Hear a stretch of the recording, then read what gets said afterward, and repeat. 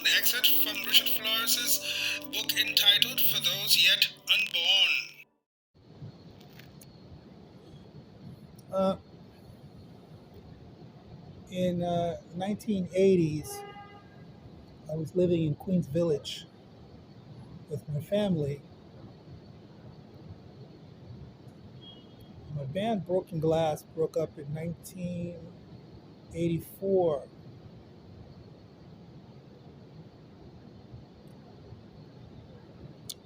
I had met a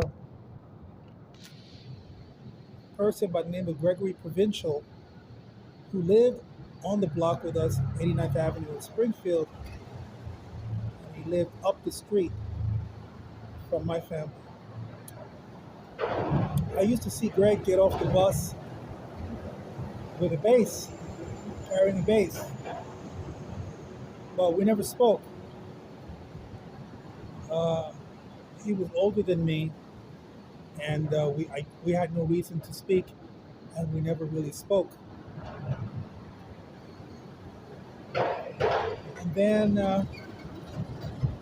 one day after the band broke up, I can't remember exactly right now, but I think he said hello to me and said, was I in Broken Glass? And he used to live in Queens Village. And I said, oh yeah, yeah.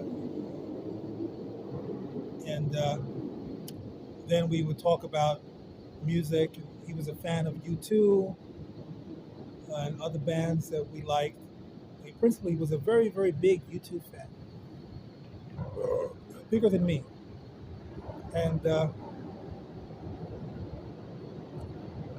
he told me that he played bass, and I said I was needing a bass player. And he said that he would audition, that he wanted to play with me. And I forget right now what happened. We never went to the studio or anything. He just told me that he played bass, and I just took it on the level that he did. Uh, he was a very straightforward bass player. Would play root notes mostly, and very simple patterns. He would play on the bass. He didn't never played complex lines or things like that, funk or whatever else people play. Played very simple bass, very straightforward sounding bass. Anyway, and then we started playing, and then he worked at the 555's building as a manager for the SUNY CUNY system, where they compiled their records, all their data for students. And he worked there, and my band had played the 555's building back in 1984, Broken Glass. And then now I was working at the 555's building for a company called CCI, Telecommunications. And that's it. So I'd be working on one of the lower floors, and he was on one of the higher floors, and I would go see him after work sometimes and talk. And then we talk about what the band was going to do, and regular things. So one day he said, I want to take you to a pub called Mullins. He said, we'll have a drink.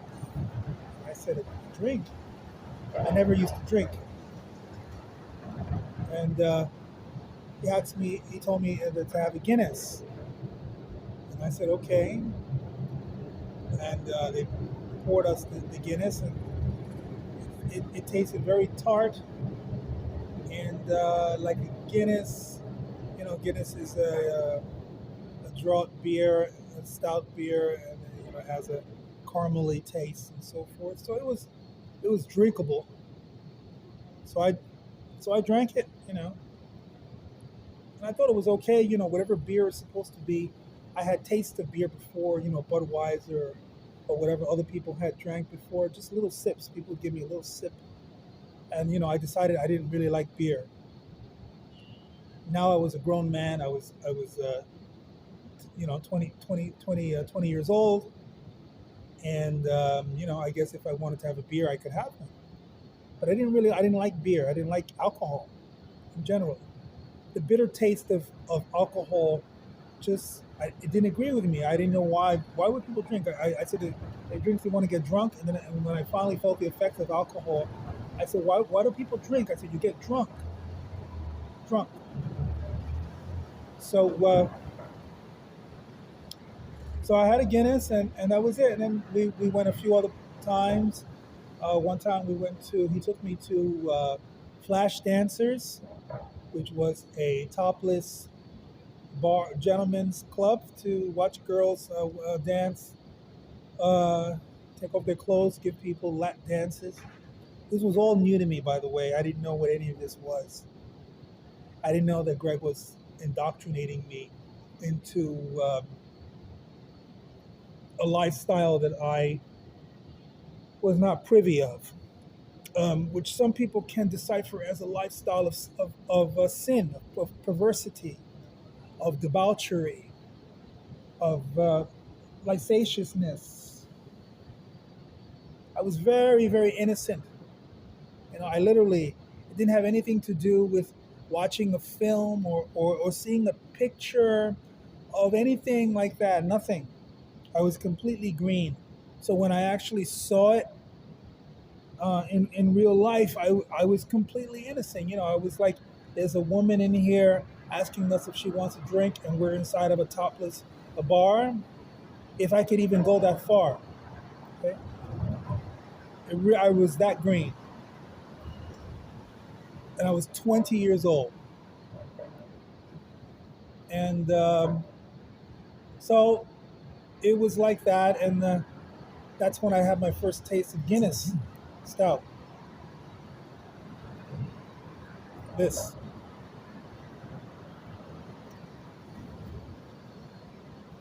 And after that, I just always remember the taste of the Guinness, and whenever I would go back to Mullins, I would go back there by myself sometimes, and later on, I took some people there. I took Sylvia Alcon there. I took my wife Suzanne de Jesus there. I took Tom, the bass player, there. I met Ethan Hawke, the famous Ethan Hawke, and Edward, what's his last name? Actor Norton, there. Yeah, so part two. So one night I went into Mullins, and Mr. Norton and Mr. Hawke were there drinking, and Mr. Hawke got up to go to the bathroom, and I forgot what I said. I think I said Mr. Hawke or Ethan or something like that, and he said yeah. And he was acting up defensively, and I said, you made a remark in a magazine about we didn't even make pleasantries about film or anything. I just jumped right to the point. I said, you made this remark about River Phoenix, saying that he was a one-trick pony, and that you made that analogy between Daffy Duck and Porky Pig. I said that's kind of I forgot what I said. I let him. I didn't like the comment. And he said, no, you got it all wrong, like that. He said you got it all wrong, and then he told me something about what it meant, but he didn't go into detail. And then that was it. And I looked and I saw Mr. Norton drinking his drink. That's how I met Ethan at Mullins. It was located on 23rd and 7th. And then this is the Guinness story. And then that's it. So I would go in there and always have a Guinness. One day I had a pint, and I had some London broil and mashed potatoes and I don't know, green beans or whatever I had, and the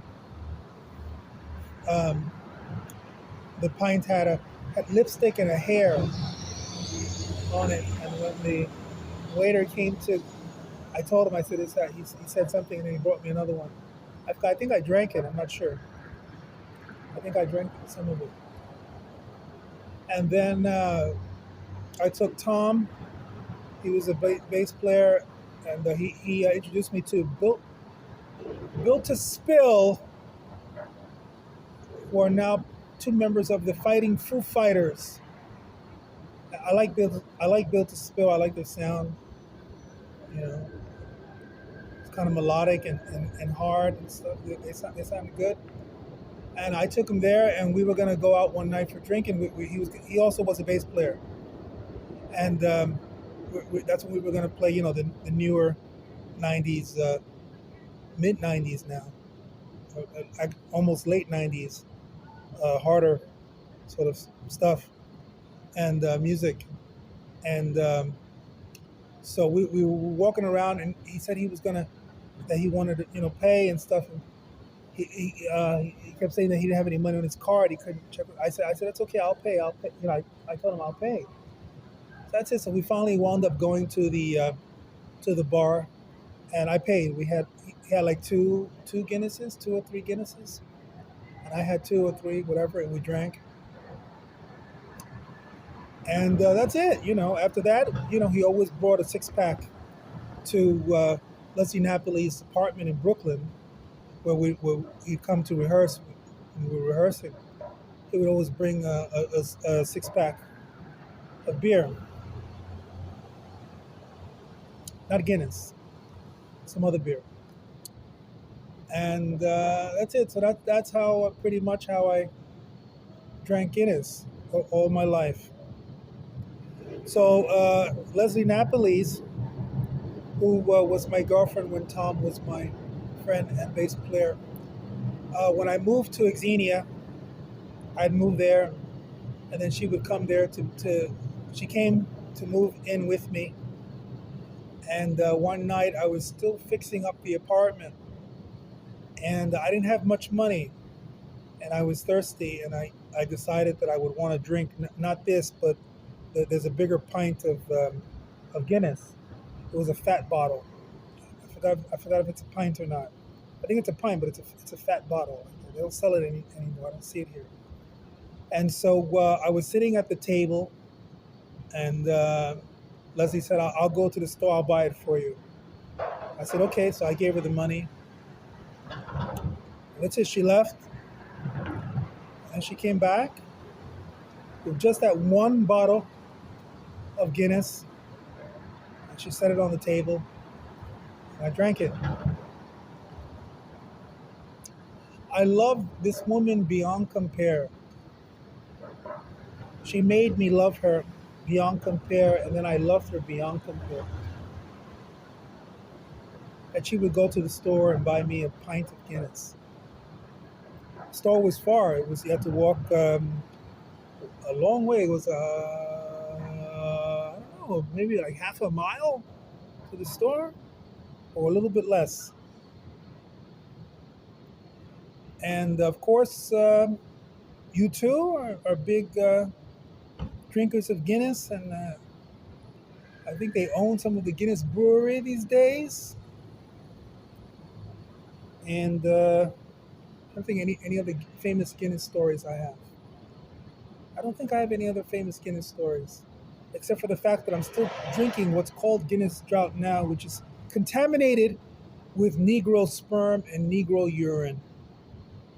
In the year 2023, is no longer Guinness. It is now Negro sperm and Negro urine.